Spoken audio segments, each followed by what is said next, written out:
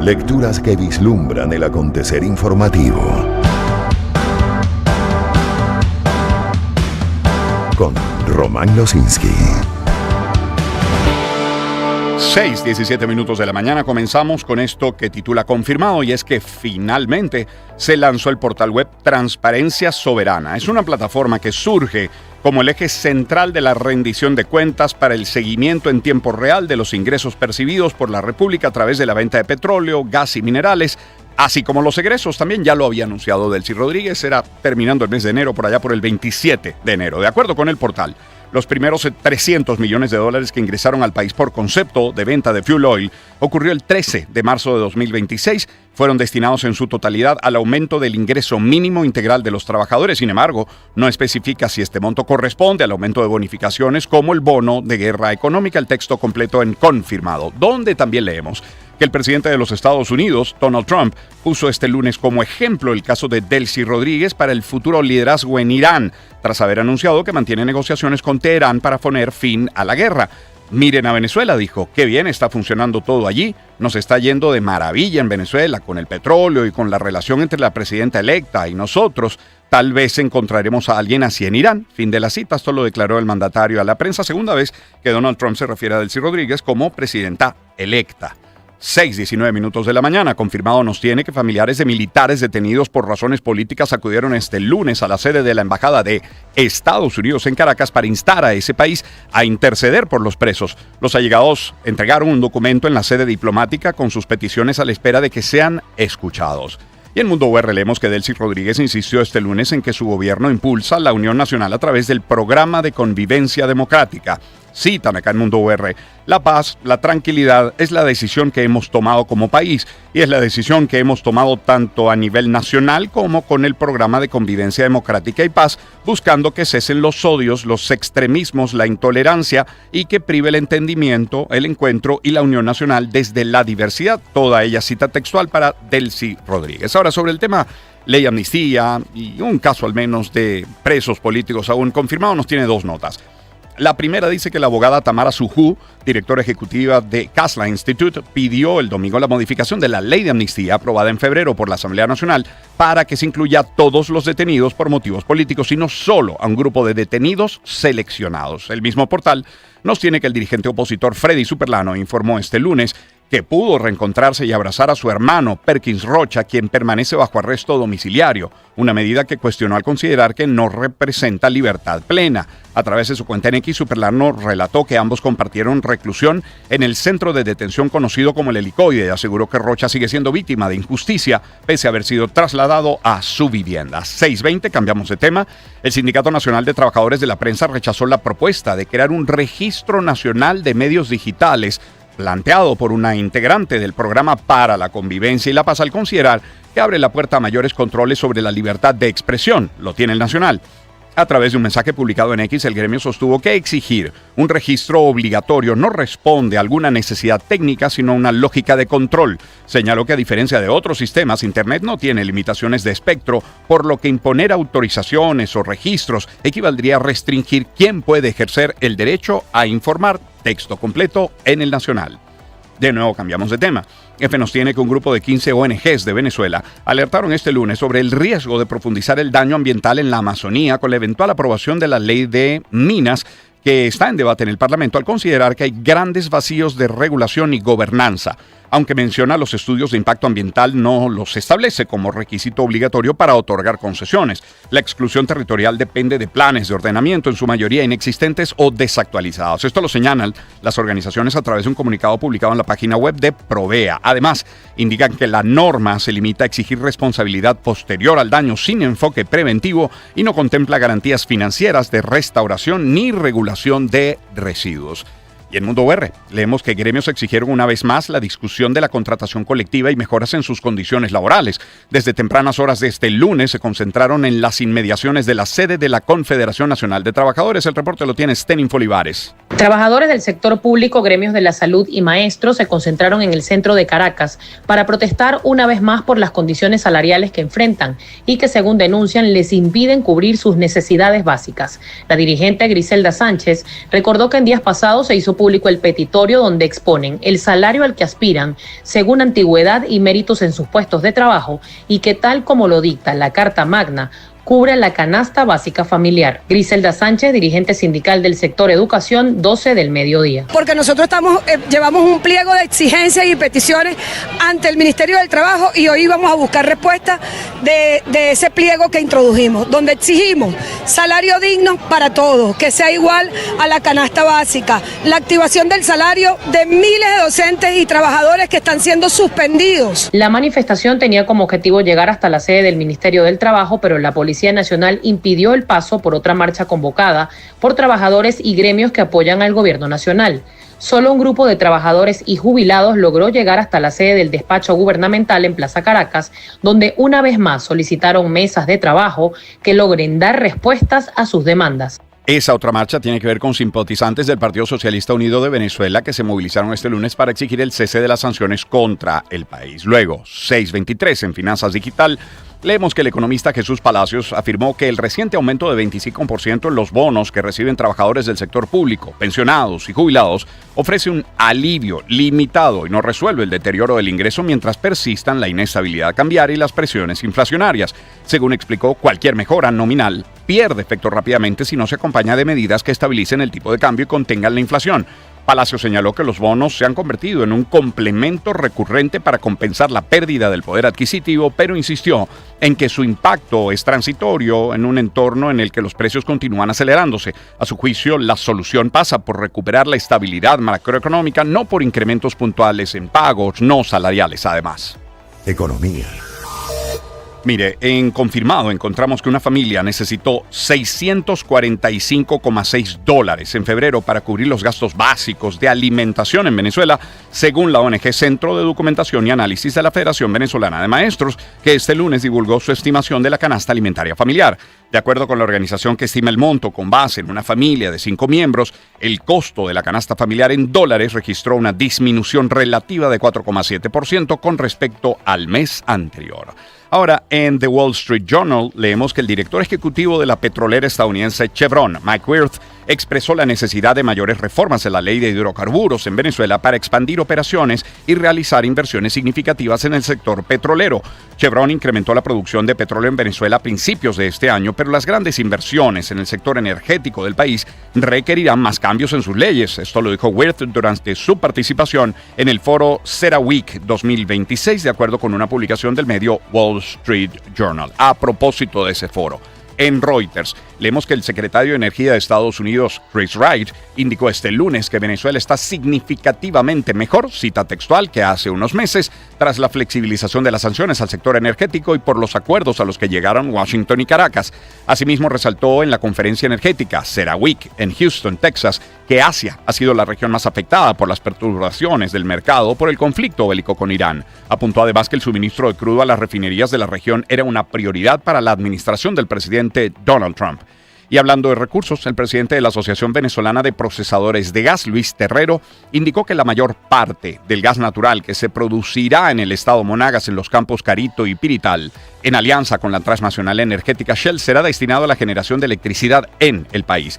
El presidente de la asociación destacó que en los campos situados en Monagas tenemos suficiente gas, no solamente lo que se está vendiendo ahorita, sino el de reserva para, digamos, cubrir todo el mercado interno. Cita textual. Con esto explicó que se utilizaría para surtir a las termoeléctricas y los sectores industrial, agrario y petroquímico, entre otros. También en Banca y Negocios leemos que la crisis mundial de fertilizantes que ha provocado el conflicto en Medio Oriente y ha aumentado en más de 20% los precios de urea y amoníaco, claves para la producción agrícola, impactará a Venezuela, según alertó el gremio agronómico. Ante esta situación, Saúl Elías López, presidente de la Sociedad Venezolana de Ingenieros Agrónomos y Alimentos, propuso defender la producción nacional y desarrollar con urgencia la agricultura 4.0. Recuerde que sobre fertilizantes conversamos ya con Azoquín la semana pasada. 6:27. Reuters nos tiene que las pequeñas empresas en Venezuela estarían incrementando los precios de los productos por falta de divisas, porque recurren a mercados alternos, como también a criptomonedas, para comprar la materia prima que necesitan. El dueño de una fábrica de medicamentos que prefirió mantener su identidad bajo anonimato indicó a la agencia de noticias Reuters que busca divisas para importar productos químicos y otros ingredientes para producir los medicamentos contra dolor de cabeza y fiebre. El texto es de Reuters y también encontramos en Banca y Negocios hablando de farmacias, que datos de la Cámara Venezolana de Farmacias, CAVEFAR, indican que para el mes de febrero el consumo de medicamentos en el país tuvo un incremento de 10% con respecto al mismo mes 2025. La presidenta del gremio, Alicia Pinedo, detalló que la mayoría de los fármacos que se comercializan son los denominados genéricos, que son vendidos principalmente por farmacias independientes. Y en confirmado la nota con la que comenzamos, esto de que la familia necesitó $645,6 en febrero para cubrir los gastos básicos de alimentación. Son las 6:28 de la mañana. Permítanme compartir los primeros mensajes publicitarios del día de hoy para escuchar algo de música y volver sobre estos titulares nacionales, la información internacional y deportiva también. Hablemos ahora, mire, de Grupo Leti. Cuando se trata de salud, la calidad es sumamente importante. Por eso yo uso productos que sé que cumplen con buenas prácticas de manufactura, de almacenamiento, de distribución. Uno de esos productos que no falta en casa es Diclazón Gel, que es ideal para dolores o molestias musculares, también para contusiones. Diclazón Gel no deja manchas en la ropa y tiene un suave olor. Y sabes, siempre ten a mano Diclazón Gel porque es de Grupo Leti, y en Grupo Leti nuestro compromiso es mayor por ti. Y es martes, ¿sabe qué significa, no? Es martes loco de KFC y no te puedes perder todo lo que tienen para ti. Son combos para 3 y 5 personas que combinan piezas de pollo, hamburguesas, popcorn, papas, bebida, a un precio increíble. ¿Qué estás esperando? Ve a cualquiera de las tiendas KFC o si prefieres ordena por delivery, pero únete al día más loco de la semana. KFC, auténticamente crispy y siempre original.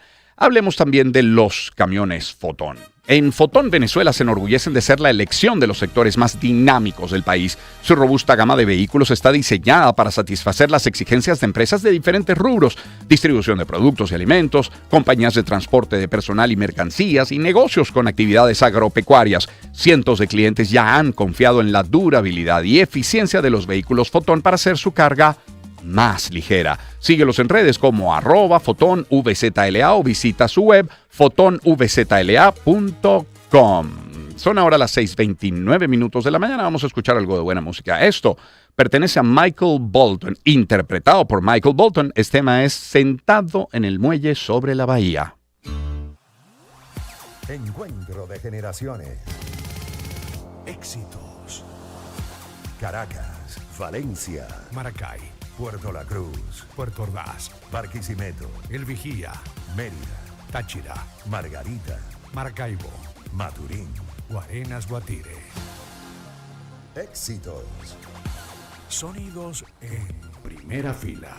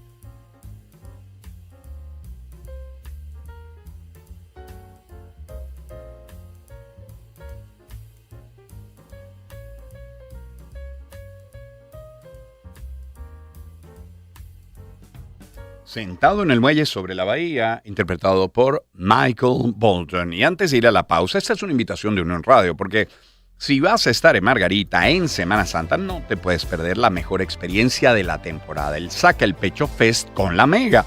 Artistas como Farruko, Grace y Oscarcito, Atzo, Lara Project, Salamales, Goose y los mejores DJs te harán pasar 2 días increíbles. Quedan pocas entradas, tienes que correr, asegura la tuya en golive.com. 2 y 3 de abril, jueves y viernes.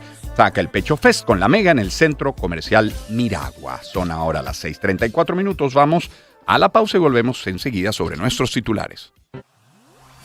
Encuentro de generaciones. Éxitos. Caracas, Valencia, Maracay, Puerto La Cruz, Puerto Ordaz, Barquisimeto, El Vigía, Mérida, Táchira, Margarita, Maracaibo, Maturín. Guarenas Guatire. Éxitos. Sonidos en primera fila.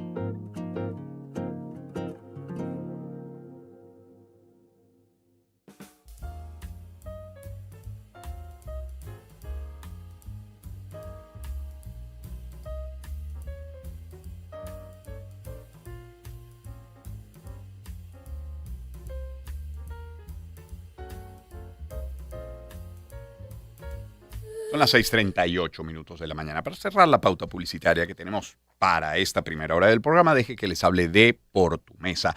Busca aquello que saque lo mejor de ti. Y en la cocina es con el aceite Por Tu Mesa, que resalta tus sabores y la calidad de tus comidas. Es una marca con más de 30 años en el país que está de regreso para acompañarte en cada receta. Al caminar por el pasillo de tu supermercado favorito, lo vas a reconocer por su botella de Silueta elegante, tapa verde. Destaca en tu cocina y garantiza ese resultado que a todos les encanta. Por Tu Mesa es calidad en tu mesa, @portumesa VE.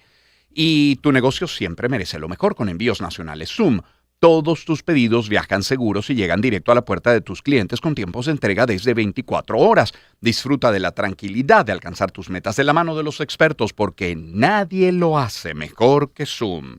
Cierro hablándoles de Grupo San Simón.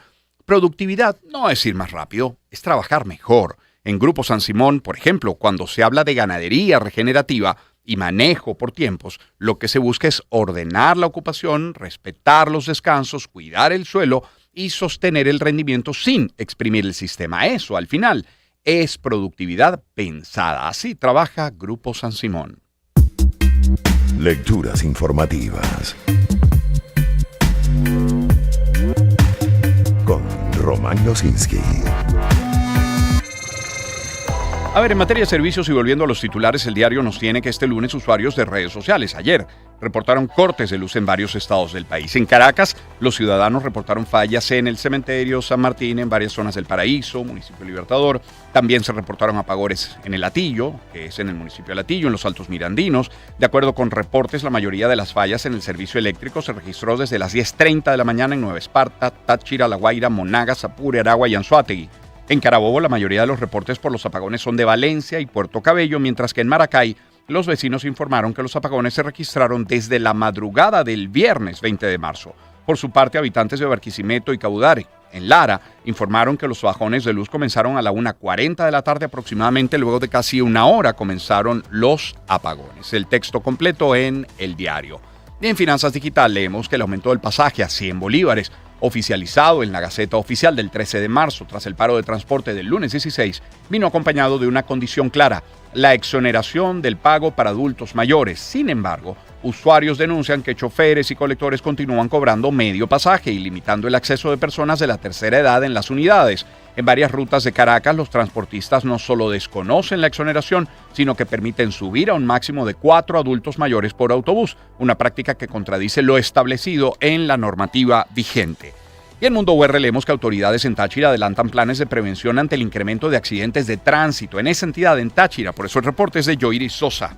Crece la preocupación entre los entes de seguridad y resguardo ciudadanos por los altos índices de incidentes viales en la capital del estado Táchira. Directora de Seguridad Ciudadana del municipio de San Cristóbal, Gledy Delgado. Desde el municipio de San Cristóbal se han registrado 113 hechos viales, con 148 lesionados. 3 familias que hoy lloran a sus seres queridos. Es para nosotros de preocupación ver que estas cifras en San Cristóbal están de número 1. Delgado indicó que a partir de este momento tomarán nuevas acciones preventivas. Lo que nos ha conllevado activar los planes de prevención. Tenemos la campaña de una aventura sobre ruedas, tenemos la campaña educativa por la ciudad que merece, donde nos acompañan los patrulleros escolares, nuestras brigadas ecológicas, y este compromiso no tiene que ser solamente la institución de los funcionarios, también la parte fundamental son ustedes, las comunidades. El llamado general es a conducir con conciencia y no poner en riesgo sus vidas ni las de otros ciudadanos, conductores o peatones por no cumplir con las sencillas normas de tránsito. Salud.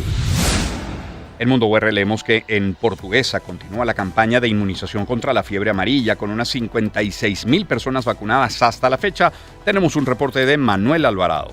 Portuguesa es uno de los 4 estados priorizados para la vacunación contra la fiebre amarilla. En la entidad se mantiene el despliegue de 121 brigadas de inmunización. Carlos Majano, Autoridad Única de Salud de Portuguesa, lunes 10:30 am. Y informarle a la población de que tenemos nuestras brigadas desplegadas, tenemos 73 puntos de vacunación, 121 brigadas desplegadas, que estos tanto puntos fijos como van caminando casa a casa y en las tardes, noches hacen plan Luciérnaga o plan Cocuyo como es conocido. La Autoridad Regional de Salud destacó que a la fecha se contabilizan más de 56,000 inmunizaciones y reiteró la importancia de presentar la tarjeta de control para evitar la revacunación. Educación.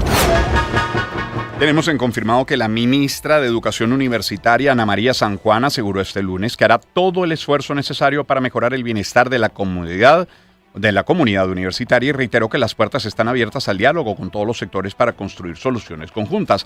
Destacó que asume desafío con plena conciencia de la responsabilidad que conlleva el cargo, además de destacar que su hoja de ruta inicial pone el foco en el bienestar integral de quienes sostienen el sistema educativo, comprometiéndose a gestionar mejoras directas para el personal docente, estudiantil, administrativo y obrero de las universidades. Por cierto que a las 7:40 de la mañana estaremos conversando con dos periodistas acá en el estudio a propósito de los más recientes nombramientos, cambios en el Ejecutivo para conocer el perfil de los recientemente, insisto, designados, como por ejemplo la ministra de Educación Universitaria. Planeta de Naciones. Internacionales. 8 muertos y 83 heridos es el saldo preliminar que se registra por el accidente de un avión de la Fuerza Aérea Colombiana al sur del país. Tenemos un reporte desde la capital, desde Bogotá, con Oscar Pineda. El avión tipo C-130 Hércules de la Fuerza Aeroespacial Colombiana se encontraba en condiciones para operar y la tripulación estaba debidamente cualificada, según el ministro de la Defensa, Pedro Sánchez. También dijo que como consecuencia del incendio de la aeronave, parte de la munición transportada por la tropa detonó, lo que corresponde a lo que se escucha en algunos videos que circulan en redes sociales. 125 pasajeros estaban a bordo. El alcalde de Puerto Leguízamo, en Putumayo, Luis Emilio Bustos, aseguró que el hospital de Puerto Leguízamo no cuenta con la capacidad para atender a los heridos. Lunes 5 de la tarde. Están en los patios, en los pasillos, en donde sea, porque no tenemos la capacidad y no hay dónde más atender. Queremos decirle que yo ya llamé al señor gobernador, desde la gobernación del departamento del Putumayo también se están tomando todo lo necesario para llevar insumos, pero realmente hay que sacar a la mayoría de heridos del municipio de Leguízamo. Algunos que tengan heridas leves pues serán atendidos y serán dados de alta, pero a la mayoría hay que trasladarlos a unos hospitales de mayor nivel. A través de su cuenta en X, el presidente Gustavo Petro lamentó el accidente. El alcalde de Bogotá, Carlos Fernando Galán, dijo que toda la red hospitalaria de la capital está disponible para atender a la fuerza pública. Vamos a Bolivia. 7 de las 9 regiones de ese país se encaminan a una segunda vuelta en la elección de gobernadores, mientras solo 2 departamentos ya tendrían autoridades definidas. Esto según resultados preliminares de los comicios regionales que aún deben ser confirmados por el conteo oficial. Un texto de EFE. Luego en ABC leemos que el presidente de Bolivia, Rodrigo Paz, afirmó en la conmemoración del Día del Mar que Chile hizo daño al país al privarlo de su salida al océano, aunque llamó a mirar al futuro en medio de los acercamientos con el nuevo gobierno chileno sin abandonar la histórica reivindicación marítima. Vamos a Brasil. El expresidente Jair Bolsonaro dejó este lunes la unidad de cuidados intensivos. Fue trasladado a una habitación en el Hospital Star de Brasilia, donde permanece ingresado desde el pasado 13 de marzo, según fuentes médicas. En Mundo UR leemos que cerca de 900 personas han sido aprehendidas durante los operativos del toque de queda en 4 provincias de Ecuador, como parte de la estrategia que adelanta el gobierno contra el crimen organizado. Tenemos un reporte desde allí con Estefanía Chaparro. Según cifras oficiales del Ministerio de Interior, 1.166 personas fueron registradas durante los controles en Guayas, Los Ríos, El Oro y Santo Domingo de los Áchilas, de las cuales 897 terminaron detenidas por incumplir la restricción de movilidad.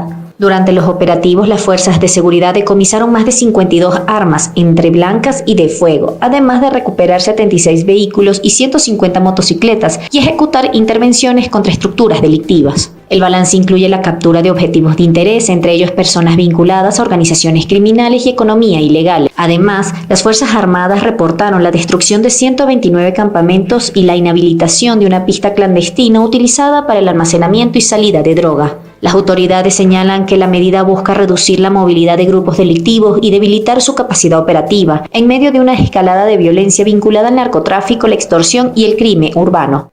Y EFE nos tiene que el ministro de Interior de Ecuador, John Reinberg, exhortó a España a entregar a William Alcíbar, máximo líder de la banda criminal ecuatoriana Los Tiguerones, tras haber sido liberado en diciembre por la justicia española, al considerar que Ecuador no había ofrecido suficientes garantías sobre su vida para ser extraditado y procesado por actos calificados de terroristas. Y AFP nos tiene que las disposiciones comerciales del acuerdo de asociación entre la Unión Europea y el Mercosur empezarán a aplicarse de forma provisional a partir del próximo 1 de mayo, según anunció la Comisión Europea a través de un comunicado. Norteamérica. En el portal 14 y medio leemos que cada vez más cubanos deciden establecerse y desplazarse por Latinoamérica lejos de ser el corredor migratorio de los años anteriores, según un nuevo análisis de datos de la matriz de seguimiento de desplazamiento de la Organización Internacional para las Migraciones difundido este lunes. ¿Por qué mencionamos Norteamérica? Porque la presidenta de México, Claudia Sheinbaum, afirmó que su gobierno seguirá enviando ayuda humanitaria a Cuba e instó a organismos como Naciones Unidas a hacer lo mismo ante el recrudecimiento, quise decir, de la crisis económica que vive la isla por el bloqueo petrolero de los Estados Unidos, un texto de EFE. Luego, cambiando de tema, pero volviendo al aeronáutico, BBC nos tiene que 2 pilotos murieron después de que un avión de Air Canada con decenas de personas a bordo chocara con un vehículo de bomberos que atendía a otro incidente en el aeropuerto de La Guardia, Nueva York. La directora ejecutiva de la autoridad portuaria, Catherine García, confirmó que 41 personas fueron trasladadas a hospitales tras el accidente. 9 de ellas continúan hospitalizadas. IF nos tiene que el testimonio del exagente especial del FBI, Stephen Godin, clave para determinar si las confesiones en el caso contra el supuesto cerebro de los atentados del 11 de septiembre de 2001, y sus cómplices serán aceptadas en un futuro juicio que comenzó el lunes como parte de las vistas previas al proceso. CNN nos tiene que el presidente de Estados Unidos, Donald Trump, ha instalado una estatua de Cristóbal Colón en los terrenos de la Casa Blanca en una decisión más de su política de considerar al explorador como un héroe y acabar con las decisiones woke, del borrado de su papel en la historia y de retirar monumentos en su honor en todo el país, en todo Estados Unidos. Medio Oriente. Trump anunció una desescalada temporal mientras Irán desmintió negociaciones. El reporte lo tiene Stephanie de Sousa desde Miami. El presidente de Estados Unidos, Donald Trump, ordenó suspender durante 5 días los ataques contra infraestructuras energéticas iraníes, asegurando que existen conversaciones productivas con Teherán para poner fin a la guerra. Estamos lidiando con un hombre que creo yo sea la persona, el líder más respetado, porque los demás fueron eliminados. No es el líder supremo. No se ha oído hablar de un segundo líder supremo. Nadie ha oído hablar del hijo. Según Trump, las negociaciones podrían avanzar rápidamente y garantizar una paz duradera e incluso con beneficios para Israel. Sin embargo, desde Irán niegan que haya un diálogo directo. El gobierno reconoce solo contactos indirectos mediante intermediarios y descarta cualquier negociación en curso. En paralelo, continúan los enfrentamientos. Israel mantiene bombardeos en Irán y su ofensiva en Líbano, donde ya se registran más de 1,000 muertos. Pese al gesto de Washington, la falta de confirmación por parte de Irán, la violencia mantiene la incertidumbre sobre una posible desescalada real al cumplirse 24 días desde que comenzó el conflicto. Y el primer ministro de Israel, Benjamín Netanyahu, dijo que el presidente de Estados Unidos le dijo vía telefónica que ve factible la posibilidad de lograr los objetivos de la guerra mediante un acuerdo con Irán. Esta última una cita textual, lo recoge así ABC. En F leemos que 2 proyectiles impactaron la madrugada de este martes contra un gasoducto de una planta energética de Khorramshahr, en el suroeste de Irán, y contra edificios administrativos de una estación de gas de Isfahan, esto en el centro del país, según reportó la agencia iraní Fars. Una base del ejército sirio en la provincia nororiental de Hasaka fue atacada este lunes con misiles lanzados desde el vecino Irak, poniendo a las Fuerzas Armadas en estado de máxima alerta. El ejército sirio anunció que está coordinando con las autoridades iraquíes, cuyas fuerzas militares han iniciado operaciones de búsqueda para localizar a los responsables. Lo tiene Europa Press. Y en F, leemos que el director ejecutivo adjunto de UNICEF, Ted Chiban, aseguró que desde que empezó la guerra en Oriente Medio, tras los bombardeos de Estados Unidos e Israel, contra Irán, han muerto resultado heridos 87 niños diariamente, 87 niños al día. Europa. Reuters nos tiene que 4 ambulancias pertenecientes a la comunidad judía fueron incendiadas en la madrugada de este lunes en Londres, en un caso que se investiga como un presunto crimen de odio, según informó la Policía Metropolitana de Londres. El primer ministro británico Keir Starmer se reunió con líderes de la comunidad judía para discutir la respuesta al ataque. Ya estuve en contacto esta mañana con líderes comunitarios y seguiré a lo largo del día. Pero el antisemitismo no tiene cabida en nuestra sociedad y es realmente importante que todos permanezcamos unidos en un momento como este. El juicio por la peor tragedia ferroviaria de Grecia se aplazó pocas horas después de haber comenzado este lunes en medio de escenas caóticas en una sala de audiencias demasiado pequeña. La sesión fue aplazada hasta el 1 de abril por el presidente del tribunal de Larisa debido a condiciones de organización. Un total de 36 acusados están señalados por homicidio negligente y de otros delitos con penas de hasta cadena perpetua, lo tiene AFP. Y la primera ministra italiana, Giorgia Meloni, ha sufrido su primera gran derrota en las urnas con el rechazo de los ciudadanos a su polémica reforma judicial. Esto en un referéndum constitucional en el que ganó el no y que estuvo caracterizado por una inesperada alta participación. Y Dinamarca celebra este martes elecciones generales adelantadas por la crisis en Groenlandia tras las reclamaciones soberanistas del presidente Trump, un episodio que ha reforzado a los socialdemócratas de la primera ministra Mette Frederiksen, pese a que solo hace 4 meses la situación debilitaba a su ejecutivo. Guerra en Ucrania. El presidente de Estados Unidos, Donald Trump, está decidido a acabar con la guerra en Ucrania, según declaró el subsecretario de Estado Christopher Landau ante el Consejo de Seguridad de la ONU. Ataques ucranianos alcanzaron durante la pasada noche la terminal petrolera Transneft del puerto ruso del mar Báltico y una refinería situada en Ufa, capital de la República de Bashkortostán, y situado a unos 1.500 kilómetros del punto más próximo de la frontera ucraniana, según informó el Estado Mayor en Kiev. Asia.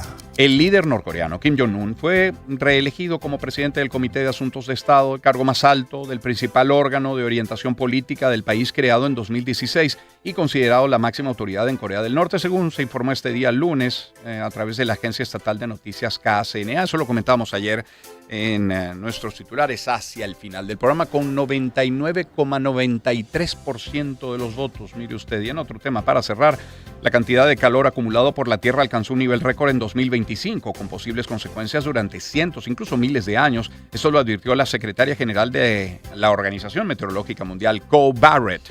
Entre 2015 y 2025 hemos vivido los 11 años más calurosos de los que se tiene registro. En 2025 nuestros glaciares siguieron retrocediendo y el hielo siguió derritiéndose. El calentamiento de los océanos y el derretimiento del hielo continental están provocando un aumento a largo plazo del nivel medio global del mar. Pese a alguno de estos titulares, Michel Bublé, It's a Beautiful Day. Es un día bello.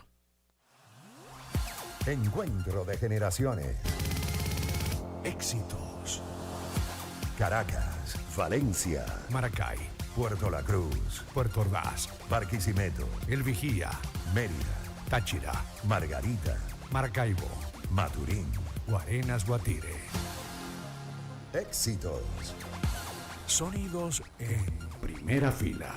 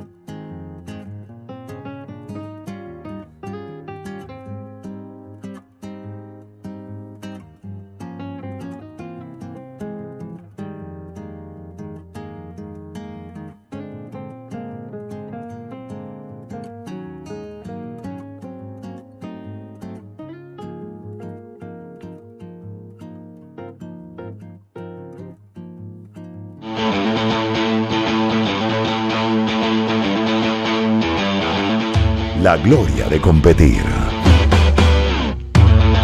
Deportes con Román Losinski.